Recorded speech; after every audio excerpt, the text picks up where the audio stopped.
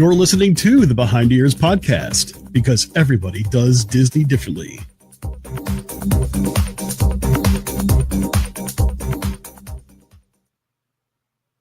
The Behind Ears podcast crew would like to thank the following sponsors for their generous support.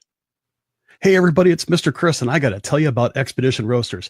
Listen, I'm a pretty big coffee drinker, just like a lot of you are, but these people have got coffee right. Their coffees are made from selectively sourced premium and specialty grade Arabica beans.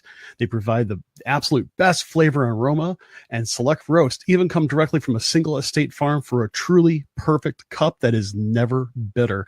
They've got awesome Disney-inspired flavors such as Roundhouse Roast, Route 66, Skipper's Brew, Dark Side Roast, Redhead Rum, and one of my favorites, Bobsledder's Brew.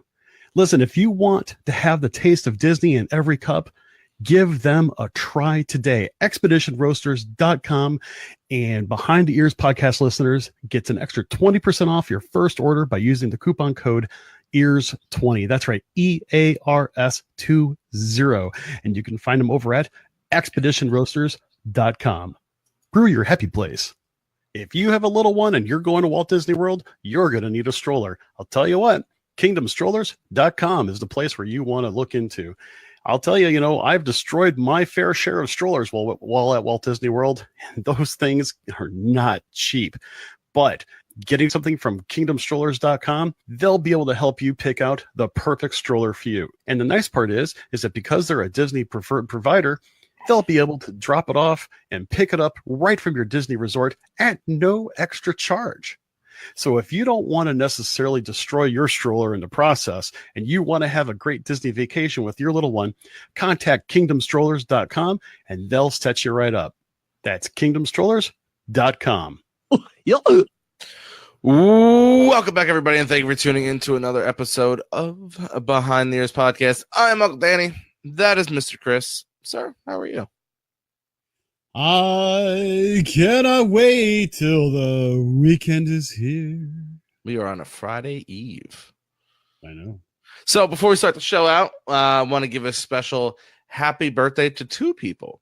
A longtime listener of our show and a friend that I outside of the show that I've become friendly with. Mr. Brandon Paith. You all might look at him and be like, who is that? If you remember when we were doing our Disney trivia and he was getting all of them right because he was really quick at typing on Google. That is Mr. Brandon. It is his birthday. If he is here and he pops in, let him know happy birthday. Also, another Disney podcaster is celebrating his birthday. He's funny looking. He has a pet rock, and I honestly do not care for him. Mr. Rudy. I'm not going to butcher your last name because I still think it's Clar, but I'm pretty sure it's Claire. And I'm not positive which way it is. So we're just to say Rudy from Crazy for Disney. I can get that out, I promise. Crazy for Disney podcast. Go wish him a happy birthday. If you haven't joined his group, go join his group, follow his podcast. Yes, you might say, I don't want to listen to another Disney podcast. It is him and his wife, Danny, do something completely different than us, but it is Disney related. Give him a check. Check him out. Let him know we sent you. And while you're there, make sure you wish him a happy birthday. But you need to give him a hug. A hug? No, I'm going to throw that rock in the water. Also, just to let you know, Carissa Bardot, I hope I'm pronouncing your name correctly, Carissa. It's her birthday as well. Live studio audience, kind of pseudo studio audience. So happy birthday, Carissa. That's most excellent. Hope you have a great birthday, and we are glad that you are sharing your birthday with us here tonight. It's gonna be excellent. So let's get it rolling here. On tonight's episode, it is a fan request show, a listener request show. I shouldn't say fan, I don't like that word. A listener request show. If you were CEO of Disney and you got in today, what would be the first thing you do? What is something you would do in 1 year? And what is something you would do in your 5th year? And I like this question because it has to stay realistic. Like, yes, I am going to build teleportation from Disney to all of your front doors. Not going to happen in 5 years. So I actually like this one because it makes you really guess a little bit. So, Chris, you got elected yesterday. It hits midnight. We're at 12:01. It is officially your first day, and you're getting used to that Eastern time zone. So you're an hour behind us. So at 12:01, you're like, oh man, it's only 11:01. I've got all this energy. So you're ready to go. What are you doing? Okay, so I kind of gave this some thought earlier today, and I thought if I'm going to get serious about, I'll say, gaining some popularity with the Disney guest community right off the bat, I am going to put for the first year, first. Oh, No, it's day one. No. Listen. How I'm going to put day one. I am going to say that for 2 years, we are going to freeze ticket prices across the board. Oh, I'm just going to just put a freeze for 2 years. Now that's something that's going to happen the day that I'm there. First thing, you could joke around and call it the executive order. I'm going to say ticket prices will freeze for 2 years from that date. Now, that doesn't mean that at, one day past 2 years that it won't go up. Of course, then again, who knows? It might. But I just think that at this moment in time, if you really want to gain some trust back, boom, that's the first thing you do. That's not bad. That's not the only thing I would do day one, because I think you got to do a few things on day one. You can never just keep it simple. You can never just give you one thing for a quick 30-second blurb. We're gonna keep going. What else you got? What do you got? I want to know. What do you got? Okay, so here's the thing. Here's the other part to it. I think like the other part I want to do is I want to revamp the dining plan on day one. You're going to say, Chris, you're not a big fan of the dining plan as it is. It's not that. I'm just not a fan of the dining plan how it sits right now. To me, I think you keep the kids stuff. You create a junior plan for those that are between 9 and 13. That is just a little bit more expensive, but they could pick off any type of a menu, just a little bit different from some sort. I don't have it all planned out. Give me a break. And then you have the adults. But here's what I want to do. This is also what I really want to bring back. Yes, it's going to raise the price of the dining plan, but it's going to include gratuities. You should have stuck with your first one. It was way better. I feel like you dropped a couple percent points there. I'm not saying I disagree with you, but I really like the ticket one. Well, I still love the ticket one too, but those are the two things that people complain about the most. If you think about it, when it comes to just very simplex things, people always ask about the dining plan, this, that, and the other, and then they complain about how their kid is not really a teenager yet, not really an adult, but get charged for an adult. Okay, fine, re-swizzle it. So it's still a win-win for the guest, and it's still a win for Disney. But then also bring back the dining plan so that here's the reason why I say that. The cast members will get their gratuities. No questions about it. Because you know how many times people don't know that they need to actually tip on on what they do with the dining plan? Give those cast members an automatic gratuity for some of those things. Let them be happy about it. Give them a flat, 18 to 20%. Make it 19%, put it in the middle. Because I know I tip between 18 and 20% anyway. Okay. So first thing, it's similar to what you're doing, but I'm going a different route. I'm gonna change the age bracket for what a child is considered. 3 to 9 is fine, I get it, but after 9, you are not considered an adult. Now, I will not push it to the 18 or 17 because that is a bit of a stretch, but what I will push it to is ages. Well, if you want to keep it at 3, I'm fine with keeping it at 3. Because usually at 3 is when you could really start enjoying, as a child, they could start to ride a few things and they're a little more mobile. So I will keep it at 3, but I am bumping it up to age of 14. So from 3 to 14, you fall under the kid price, whether it's dining plan, whether it is ticket and more. It's more honestly for the ticket entry than anything else. I do think it's a little ridiculous if my kid's 10, he's paying what a 45-year-old person would pay when they're not even, they're still in grammar school. At least 14 puts most kids into high school or on the precipice of going into high school. Do you change the brackets and pricing for annual passes too as well, or does that pretty much stay the same? Because it's like all one price now still. Yeah, you can if you really want to, but at the end of the day, I think if you left that the same, I think it could cause a lot of headache because people won't realize it. But at the same time, it's literally like 15 or $20. It doesn't have that large jump like just a regular ticket price into the park. For my little other thing I would do is I would like to help everybody out, and I want to help out with the footprint of planet Earth and be more environmentally safe. So, but I really don't want to give up my straws. So I have a compromise. We are going to shut down the Great American Speedway because of all that gas and that pollution in the air, and we're going to bring back plastic straws. It's a win-win. I'll make you a compromise on that one. Forget about closing an attraction for the straws. Just bring in compostable straws. Oh, no.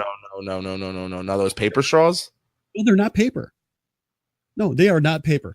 I was at my local Mod Pizza. Okay. Mod Pizza is very similar to Blaze Pizza. Okay. Mm-hmm. They're environmentally conscious. They're very involved with the community and so on.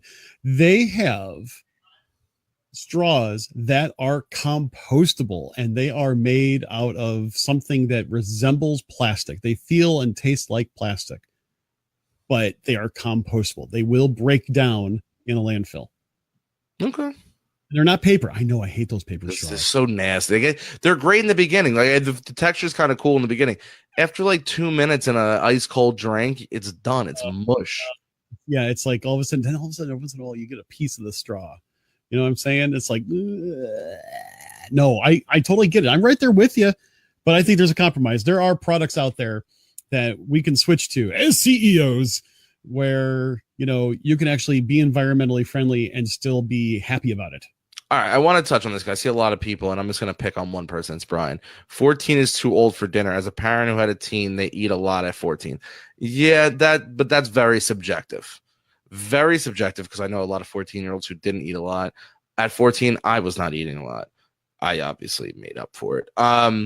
But at the same time, it's not really about the food, because when you really think about what Disney pays and what they charge you, trust me, even if your 14-year-old can eat you out of house and home, Disney's still making their money on you on food. Yeah, they're buying in bulk, people. This is like they basically own like Costco when you think about it, or whatever, BJ's or whatever you guys have by you. No, that's absurd. But if you want to count the food, that's fine. This was more for entry into the parks. Hey, some people may think that it's not fair for me to be charged the adult rate because I especially on some of the either buffets or family style. I'm like, all right, keep it coming here, people. Keep it coming. A garden grill when they had the fish and stuff like that. I'm like, yeah, you see that tray of fish you just brought out? Yeah. Well, could you bring like 2 more of those? Because I'm going to eat a lot of fish because I thought it was really good. So, obviously I am the lost loser, the lost winner. I don't know how you put it. Lost leader. There you go. I'm the lost leader when it comes to some of those things like that. But, but then again, there are some teenagers that eat very little because either they're still picky or they're just naturally conscientious of what they eat on vacation, So moving to the 1 year. So you could start getting a little more blue sky, but we still got to be somewhat realistic. And let's rephrase it. Let's keep this one to something that, is a 365-day plan. That means from the day you start to that 300, and we'll count technically 366, you get the extra day. So 366 days from the day you went in, whatever your ideas has to be in place. So you can't say build a hotel. Yeah. We'll save the little more blue sky stuff for the 5 year. Yeah, this is something that you plan and you're able to plan and execute and put in place within the first year. Okay. So this is actually gets a little bit harder because if you think about the way that Disney does things in general, you're like you just said, you can't do something huge in a year because you're either dealing with, you can't build something. You're not building a hotel. You're not necessarily revamping shows or attractions in a whole year because a lot of those require a lot of planning. It's something to think about. I think what I would like to do is I would like, see, there's so many things that I want to make sure I get at least one or two of the things in there. I think I would really like to be able to, I'd like to have some kind of a refillable drink system in the parks. Way to just take my idea. Well, no, I mean, I think it's a great idea. So, I mean, it's worthy to mention how you would do it. I mean, my take on it is, I think they did a really good job with it at the water parks. And they had the big mugs. I mean, they were kind of big. They were kind of bulky, but they actually held more than the refillable mugs that you can get at the resorts now. And it had a sticker on them, and that sticker was like instead of that was before the days of RFIDs. They may have RFIDs now, but that sticker, you got it scanned and you could just do all the refills you want. And I think I paid, now mind you, this is a long time ago, it was like $15 for the mug, and then every day afterwards it was like another $10 per mug. It really wasn't too bad, take into consideration how much the mugs were. Here's the thing, this goes along with the green idea, because you go and you buy a mug or two for your family, and you're not necessarily buying an extra drink to go along with your lunch and stuff like that. There's a lot less waste that you have to deal with. And those are the kind of mugs that I don't mind drinking without a straw, even, to tell you the truth. I think that would actually be, I think that would actually work. I think that would work really pretty well. Now, the thing of it is that I think you need to pay for it per day. You may have to go and figure out exactly how many days you want and so on, because the whole length of stay thing, I think, is a little bit subjective, because I think the last time I got a mug was length of stay was for 2 weeks. But the reason why I think that would be a 1 year thing is that I think you would actually have to create areas where you can actually reliably, easily, and sanitarily be able to do the refills. I don't think that, like, Epcot is the only place I know that is even close to being able to do it. And that's only at like Sunshine Seasons and the Electric Umbrella, not many other places.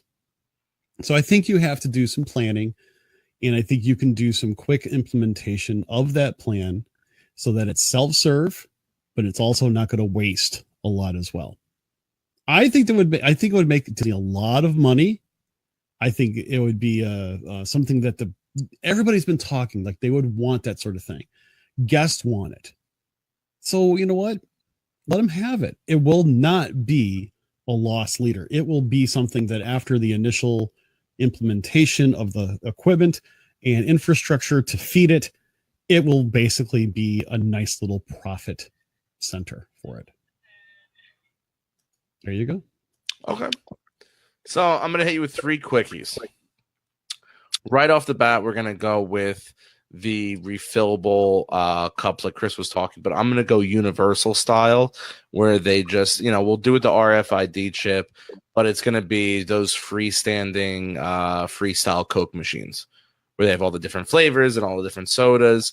You could put them right outside. I mean, they're movable. They're on wheels, so you could put them out any of the major outposts anywhere. So that'd be one. The second thing is, and this is a 2-parter, and that's why it's going to go with it. I'm bringing back, no, let me rephrase that. I'm bringing some form of a nighttime parade. Doesn't have to be the Main Street Electrical Parade. Doesn't have to be Paint the Night. Would I prefer a more Pixar themed one? Ooh, maybe. but definitely some form of a nighttime parade. Now, this is the big one. I'm bringing back the Osborne Spectacular. I'd buy that for a dollar. Hey, we have the lights in stock somewhere, according to people, so let's throw them right back up there. People say that they're stuffed in a Tupperware somewhere, Rubbermaid tub or something like that. I don't know, but dude, you've got some good ideas there. And the idea about a parade, you and I both have talked why we speculate. Let me try again. I'm having a hard time talking tonight. We've both speculated on why they don't necessarily have a parade anymore at Magic Kingdom. I personally think they can do that. They had a parade at Epcot. I think that would actually be kind of cool to do a parade at Epcot. But a nighttime parade somewhere. So ooh, that's not bad. That's not a bad idea.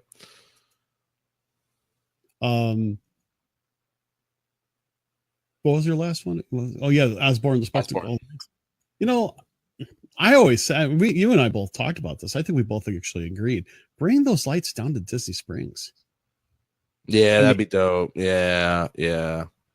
Okay, it may not be exactly the same, but bring the spirit of the Osborne family lights to Disney Springs. Can you imagine? Oh, dude, I got the perfect area down over where like Disney style through the old Disney Quest. That whole area can actually, it's straight. It's pretty much wide open. It's like where the food trucks are, all the way up to Cirque du Soleil.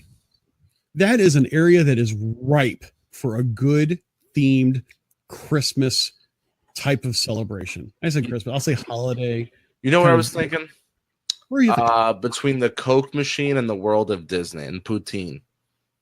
That row of like the double stackers, but it's all the shops. And you go to that little overhang they have with all like the UGG boot stores in there and everything.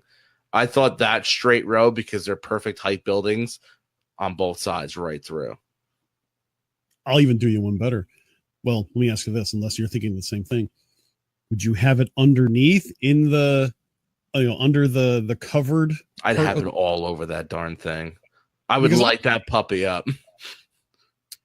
I think that's a great idea, because then you would also have some lights even when it's inclement weather. Yeah. Very true. I think they can do it. And, again, they can play the music. The music can dance. They can bring out the Snope.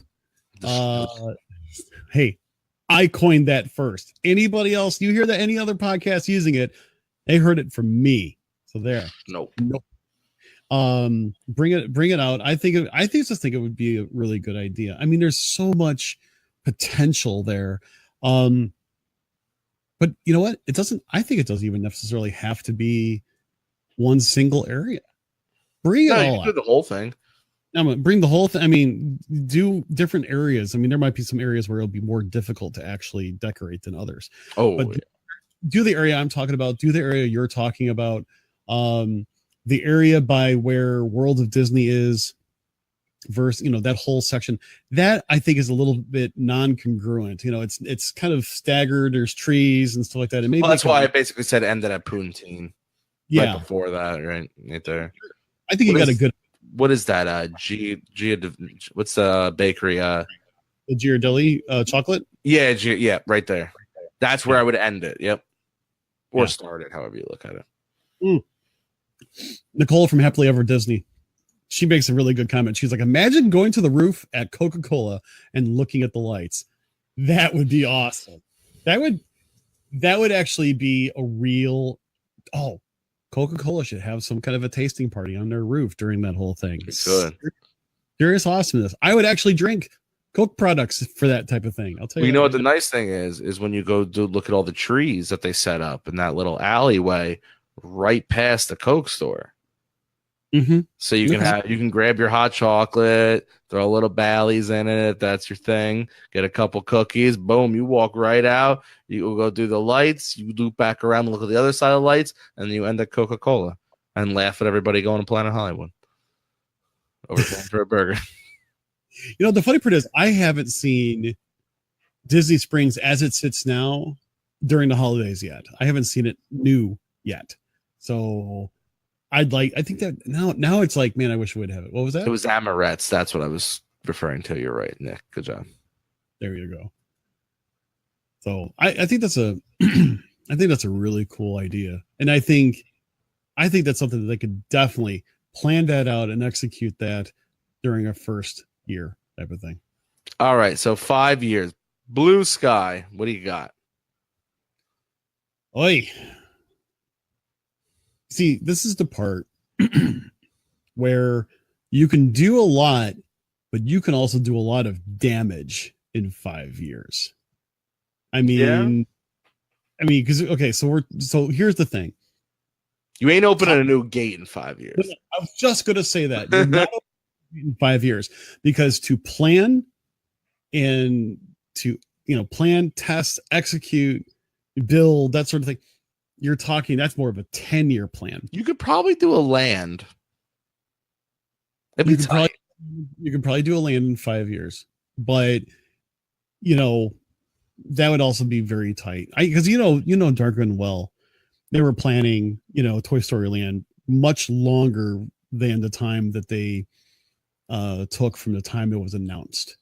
It wasn't just announced and then they started planning. It was in a planning stage for years before that whole thing came up. So here's what I would like to do. I would like to revamp the busing system at Walt Disney World. I would like for the buses, because you're not going to be able to put a monorail everywhere. You're not going to be able to use a Skyliner everywhere. It does not matter. You're still going to have buses, but it's going to take some time to create a bus system that would be able to be more efficient. I think what they're doing now with a lot of the road construction, I think lays down some groundwork where I think you can put bus only lanes. So they're like, express lanes for buses. It'll take a little bit less time, but also a lot safer, where you don't have to worry about other traffic, cars cutting you off, and so on and so forth. Bring in buses that are more comfortable for guests. If you have to stand, more ways to be able to hold on safely. I would even say bring in buses that combine not only the eco-friendly R50 biofuel diesel, but also with hybrid technologies to even cut down on gas and be more green. And I would definitely say improve the current system to allow people to find out when buses are going to be in certain places. I'll even take it one step further. Have some sort of check-in system on the My Disney Experience app that basically says, I'm here, I'm waiting for a bus. Ooh, I like that. Okay. So here's the thing. A lot of people whine, moan, and groan about, I waited 45 minutes for a bus, but they also don't necessarily explain that it's at a time where they are not running buses efficiently in one particular direction. Example, let's say somebody wants to use the Magic Kingdom as a hub to get to another location. Maybe they made a mistake and they ended up on a Magic Kingdom bus. They really wanted to go to Old Key West for a breakfast at Olivia's, and that was the only way that they were able to do it. Okay, so they want to go back to Old Key West. They don't want to necessarily, pay for a minivan or an Uber or something like that. You go and you say, I'm here, I want a bus. And then you may not necessarily pop up, but it will at least alert a driver that, or, somehow in the system that you're actually queued up. You're going to be known that you're going to be there, instead of having it be manually done by humans now, which they do the best they can, but there are still limitations. But I think that, like, if all of a sudden you have 30 people that have checked in and say, I am waiting for a bus to go back to Old Key West, it's going to put something higher on the priority list. And it may not necessarily be the case for peak times, but maybe it's off peak times, because that's the only time I actually have an issue with the bus, off peak hours. Okay. So I actually like that idea. So I think that, I mean, and I think that that could be done way within the 5 year time span. But like anything else, it's going to take time. It's more than a year for sure. It's probably less than 5 years. It's probably 2.5 years to get it right. Because software creation is not easy, nor is it cheap to do it right. We take advantage of it because it's a free app. Trust me, it is not free to create. There you go. All right, Also, so what? Or getting a second bus when the first bus is full. I like that one too. So, because my predecessor, Bob Iger, left me with a new monorail system coming in, new monorails, I should say. I'm gonna. Well, are we getting new monorails? Okay, new monorails. The new vehicle for the track.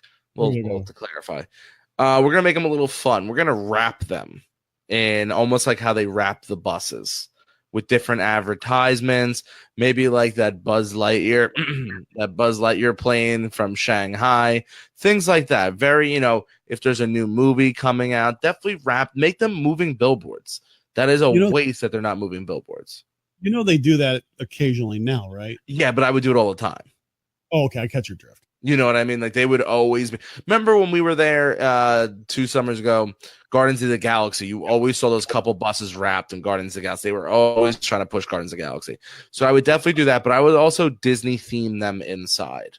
Sort of like Shanghai, I believe, who has it, or it might be Tokyo. One of them has like the Mickey holds. Yes. I think that should be a part of that. You gonna say something? No, I'm totally in agreement with you. I would also maybe during non-peak hours allow more people to take some pictures in the front of the monorail. Don't make it so much taboo as it used to be, as it is now. Obviously, what? You mean like in between stops? Yeah, like while people are loading, maybe have a special line where if a little kid really wants to take a picture, it takes a few minutes to unload and unload those. A driver could easily get in there and shut that thing down or put whatever safety mechanism you need in hand and being able to go snap a picture, Hey, if you want to wait in line to do that, that's on you, So that was the monorail. I am going to open a land. I'm not going to go into grave detail on the land because I'll be honest, I haven't put tremendous thought into the land, only because I've mentioned that I want this land numerous times, and another park might get this land, and I'm a little upset about it. I want a Zootopia land, and I wouldn't even mind if you maybe the Zootopia and Inside Out mix. Not really mix them because I know they're very different. But if there was a way to correlate them, just backing up to each other, definitely not an entire park. Do your typical Disney thing they're doing now: 2-3 rides max. 1 or 2 eateries inside. Boom. Basically more facade, really, substance inside. There was one, and then my big one, and this is my big one, and this is my baby, and this is talked about a lot, and it's going to take some time, and we're gonna have to hire some extra construction workers to get this done. I want a haunted themed hotel, and basically Night Before Christmas meets Haunted Mansion meets overall Tower of Terror. I want a Tower of Terror style bar lounge with the big band and maybe black and white TVs playing. The dinner, I want it more set up like Haunted Mansion. It's going to be a nice restaurant. It's a formal restaurant. So, yeah, I'm not saying shirt and tie. I'm saying take your Mickey ears off, sweetheart. Sir, put on some sleeves.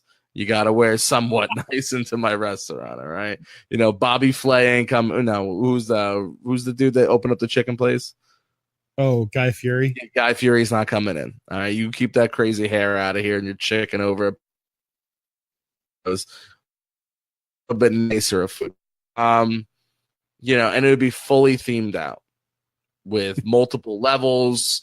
And, Halloween, that place is going to be bumping. We're going to jack up the prices. And also Friday the 13th is a big day, too. Special event. Maybe on Friday the 13th, the Headless Horseman comes to the hotel to say hi to everybody. Something like cool like that. But that's where I'm at. I still like the idea of even having some sort of a themed, early 30s themed, I'll say tavern or, speakeasy of sorts over at Tower of Terror. I still love that. Yeah. No, I agree. But there's nothing like rolling up in a nice 3-piece suit, big cigar. I don't really drink brown liquor, so a nice vodka in my hand. And you got that big band playing. Oof, gets me excited. No, let me ask you something, though. Would that really be Haunted Mansion themed? Or are you really actually thinking more Tower of Terror themed? Because I think Tower of Terror would actually fit to what you're talking about. The Tower of Terror theme would basically be the exterior of the hotel, and it would also be the bar lounge area. The dining is Haunted Mansion themed. Oh, there is a separation. Okay, I like that idea for sure. And I figured, I'm sorry, again.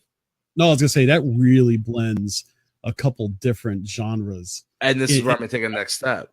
Like a kids' play area, maybe a little jungle gym inside or something.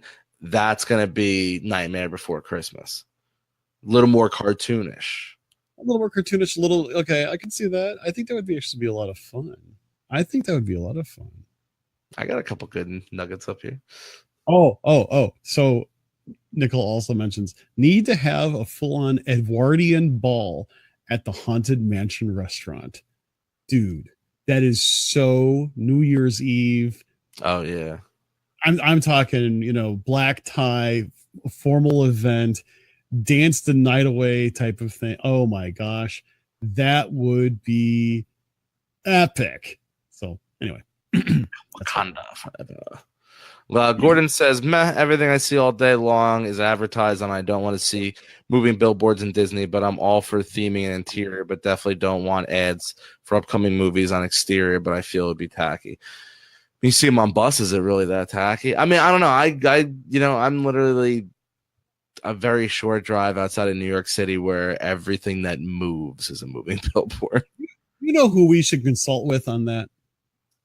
We should consult with our resident monorail super fan. Your wife? And we should see what. Should I give her a quick buzz to see if she can answer that question? Yeah, absolutely. Hold on a second. I'm going to mute so you don't hear this. Yeah, and I'll keep talking. Ooh, a villains area. That's actually a really cool idea. I like that. See, Headless Horseman would be cool. I appreciate that. Yes, come in. Okay, so we have a question because you are our monorail super fan. Hi. Yes. So here's a question: would you think it would be a good idea to, if we were revamping the monorail system, kind of sort of, that all the monorails would have a wrap on the outside that would advertise like the newest, coolest movies and events and things like that? Make the monorail totally themed on the outside. Or would you prefer more of the classic monorail outside with only occasional decorated wraps? Only occasional wraps, because then it makes it more of a game to be able to ride the monorail that is wrapped. There you have it, ladies and gentlemen. It's she has spoken. She has spoken. The hammer has been dropped. I cannot argue with that. Thank you so much. Hi, Bailey. And thank you so much. You are dismissed. That is the official response. That is the official response. I cannot argue with that. All right. Bye-bye. Good night, community. Bye-bye. Bye, John. All right. So there you have it. So I forgot he can't hear me, so I don't know why I yelled. it's kind of funny. So there you have it. She wants a blend, and she does actually really like it. She's the kind of person that will see a monorail and say, "Hey, it's monorail blue." She'll do that.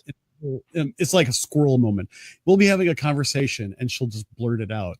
And then like when Tron had their rap, she'll like, it's the Tron rail. And then, hey, there's the Avenger rail. Oh, You know. we should have asked her this.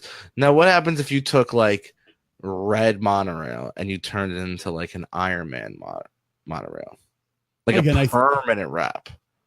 See, I don't think she likes that idea. Even though you could still play the game of like, oh, Black Panther just went by. Oh, missed that one. Oh, maybe we'll get like, I'm trying not to mix my DC and Marvel characters. So, oh, there goes Woody.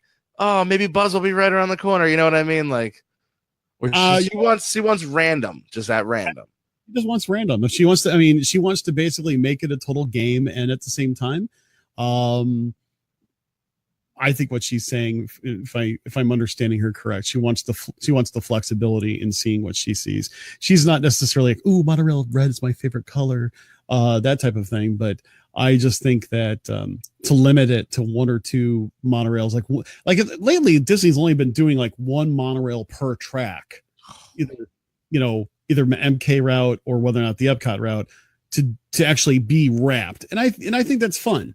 I think that's fun. And then there's always that, as she said, it's always a game as to whether or not she's going to be able to get on to one of those monorails. It's one of those things. I like it. Oh, man. Hope no one's a betting man. Bengals are beating the Ravens. There goes my money. So let me ask you something. In this 5-year plan, if there was one thing that you can really do that would actually take it beyond 5 years, not necessarily saying within 10 years this had to be done, but something that would be longer term, what would you say that would be? What kind of thing, very much blue sky that you would have to pull out of something that's probably more than likely unrealistic just because of zoning and space and money. But if I had like all the power in the world and all the money in the world to do this, you know what? That's not a bad idea. Because here's the thing. What people don't realize is that when Disney does their planning, they have blue sky meetings. That's an actual concept that they do. Whatever. There's no such thing as a bad idea. Let's throw it up on the wall and let's to consider all ideas. That is blue sky planning at its finest. And I've heard Marty Sklar talk about those kinds of things. And the thing is that they take a lot of those ideas, even if they're not used, and they document them and they push them, they put them aside, because you never know when one of those ideas is going to be the catalyst for something else. So taking that into consideration, something that's way epic blue sky, something that would way take more than 5 years, something that may or may not be feasible, but within the first 5 years, you're going to work on it. What might it be? I am not only going to expand the monorail to every park, but I'm going to build an underground subway system. Oh, wait, can you really do that? You told me I could do whatever I want. Okay, you're right. I didn't say the logistics were there.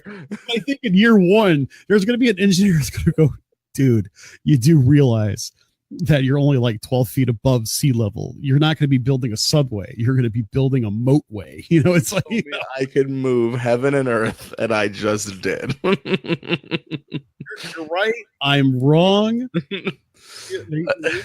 All right, fine, people. I guess geography is getting in the way. Fine. Then I'm going to take away the fact. All right, now that I'm going to change it all up. I'm opening another Disney World. Well, where? Northeast. Are you serious? Yeah. Like upstate New York.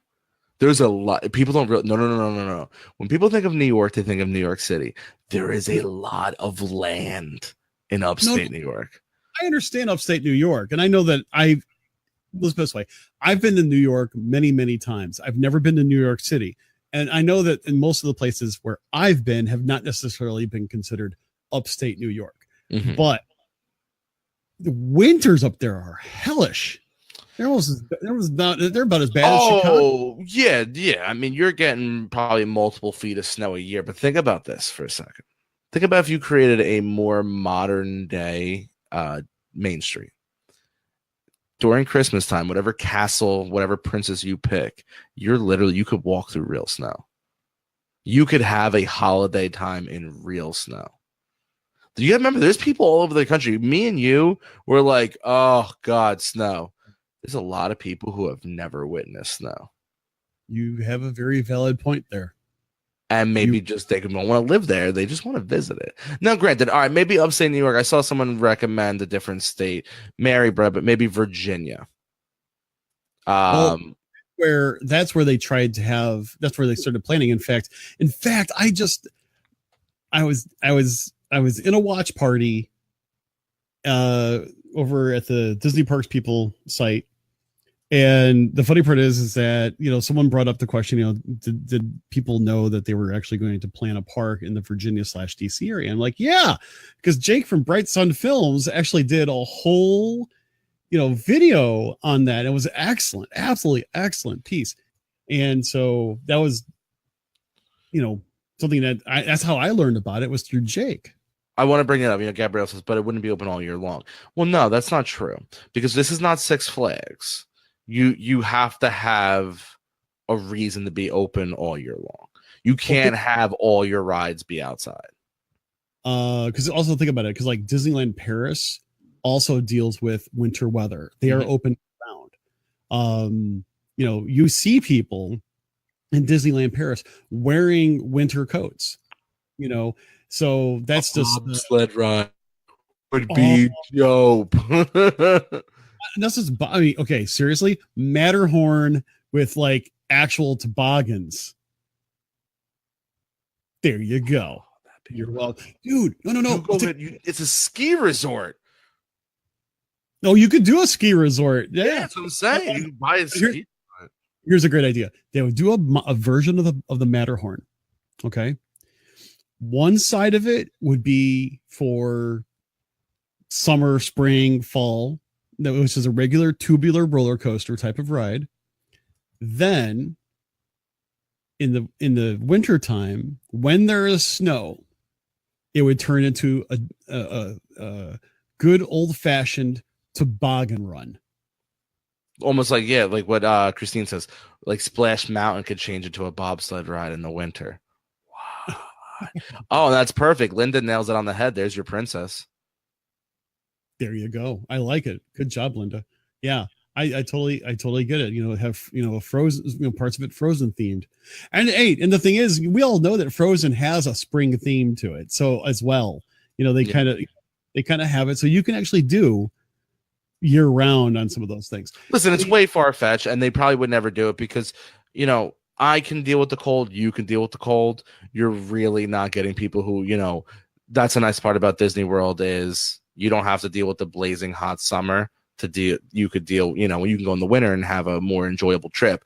Unlike if you put in upstate New York, you're either dealing with and don't forget, people, like for the past 3 weeks now, it's been hotter in New Jersey than it has been in Florida. Everybody thinks of Florida is always way hotter. It's really not much hotter than parts of the Northeast. Now, granted, I mean, when we're in the dog days of summer, we might be in the high 90s. You guys might break 100. But we are still very hot. So you're either going to come sweat sweat like you're in church during the summer here, or you're going to freeze. So that's the only problem when I see it being upstate is just there's really no pleasant time to come. Fall would be great.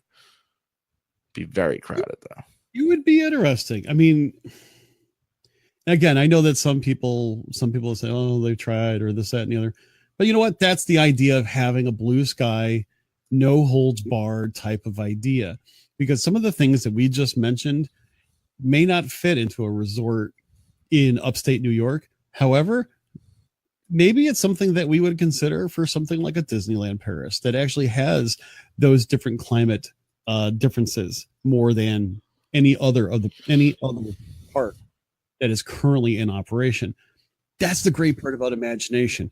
You don't have to let it limit you when you're just kind of thinking things up. It's actually, a really good idea. I'll be even better for you.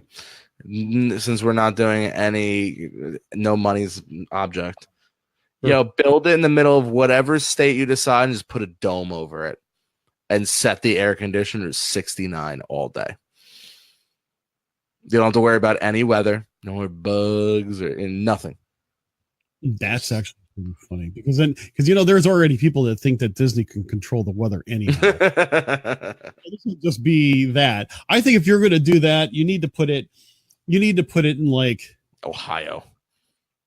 Yeah, like lower Ohio, lower part of Ohio, Kentucky, Tennessee, even Oklahoma, St. Louis. I think it would actually fit there because their winters are actually milder than like say where it is in Chicago, but they still have cold.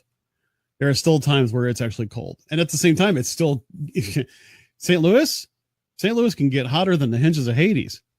And it's muggy as all get out. I mean, there are times just like you said, there are times where it's hotter in St. Louis, hotter in Chicago. Yeah. Than it is down in Florida. So yeah. Yeah, it's like the Truman Show. Exactly. Yeah. I haven't seen that movie in a long time. Anyway, all right, what's yours? Well, to be very honest, I really do want to have a new land, but I kind of want to not necessarily copy the idea of having a themed hotel next to a themed land. But it may turn out to be something like, I want to kind of copy a little bit of the success that they did out in Disneyland in Disney's California Adventure, where you have the Grand Californian that you can literally, go right in through the turnstiles through the Grand Floridian or Grand Californian into Disney's California Adventure. And, basically if you're going to open a fifth gate, you might as well have a hotel that is somewhat independently designed. And I do think that it would be cool to have this hotel cater to basically a mid-ranged type of pricing scheme plus a deluxe type of pricing scheme and have DVC availability. So you have a whole spectrum of, affordability there. The room types are different depending on where you go. There is some ownership availability for DVC members, and make it one huge hotel, but have basically guest access into a fifth gate. What's that fifth gate? I don't know yet, but I'm just thinking whatever they do, they really can go ahead and make one huge hotel that basically borders it. And it may be even so big that may be so big that you have a couple entrances to the park from that hotel because it spans to the side of it or something like that. I don't know. I just think that would be so cool. You would cut back on transportation costs. You can actually expand your dining horizons outside of the park into, being in that particular resort. I just think it would just be an extension of the park. If you think about it, think of what Epcot was supposed to be. Epcot, I think, if I'm not mistaken, was supposed to be, having something very similar to being, surrounded by a central location. And I think in essence, this would be, you would have your community right on the outside and you would have everything else just on the outskirts. Basically what Disney always wanted. I think in the grand scheme of things, All right, Chris, it looks like we are about that time. Any final words before you take us away? I really enjoyed thinking about some of these things in this episode. And, we know that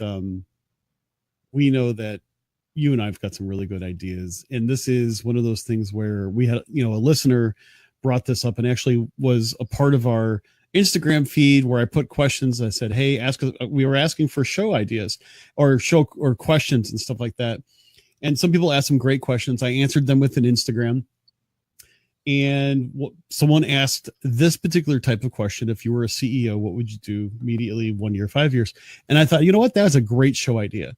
So for those of you who have not followed us on Instagram yet, go follow us on Instagram at Behind the Ears Podcast. Here's the deal. We're doing more with Instagram, and it's a great way to interact with us as well, because we're going to do more with questions. We're going to have a lot more fun with it. So go out there and take a look at it, have fun with it. And when we ask some questions, hey, chime in. We love having the fun. Take us away, Chris. Got it. You heard the show, and we hope you want more. Well, feel free to join us over at our social media platforms. Instagram and our Facebook page can be found at Behind the Ears Podcast. Our webpage is behindtheearspodcast.net, and our email is behindtheearspodcast@gmail.com. And our Twitter handle is @BehindTheEarsPC. And come and join the conversation about all things Disney over at the WDW community page. Don't forget to rate and review the show over at iTunes or Apple Podcasts, as it really helps us get the word out about the show. Also, don't forget to subscribe to the show on iTunes or Apple Podcasts or the Podbean app. Also, you can listen to us on Stitcher Radio, iHeartRadio, TuneIn Radio, and via Alexa and Google Home.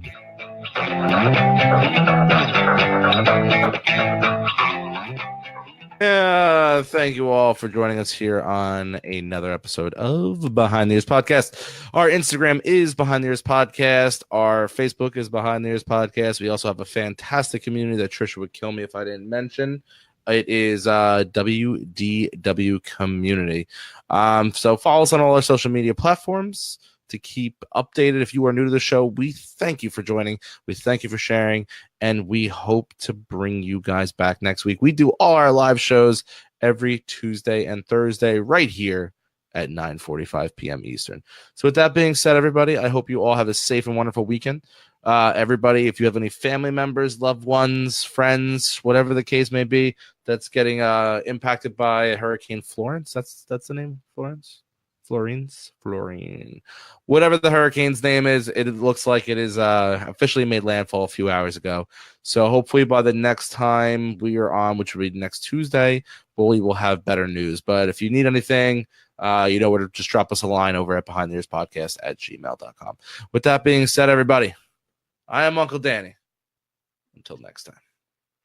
And I'm Mr. Chris. Hey, everybody. Thanks a lot for joining us. For those of you joining us for the first time, we just really appreciate you joining us. We really hope that you join us again. Hope all of you join us again. Let everybody know about us on Tuesdays and Thursday nights. We love just hanging out with you guys.